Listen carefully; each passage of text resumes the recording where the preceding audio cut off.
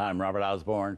Our tribute to December Star of the Month, Fred Astaire, rolls on right now with Fred once again teamed with his most indelible partner, Ginger Rogers. Next we have Shall We Dance? Fred 37 at the time, Ginger 25. Again, the plot is not the strong suit here.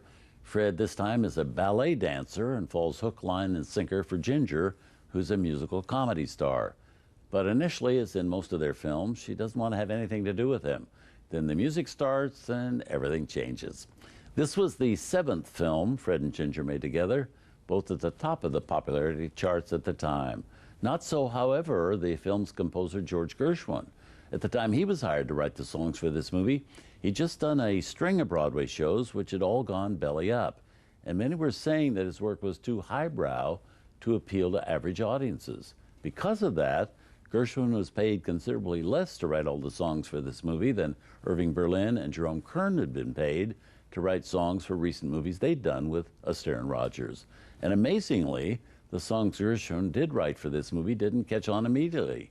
I mean, it took several years before they became popular standards. And I'm talking about songs like They Can't Take That Away From Me, Let's Call the Whole Thing Off, and They All Laughed.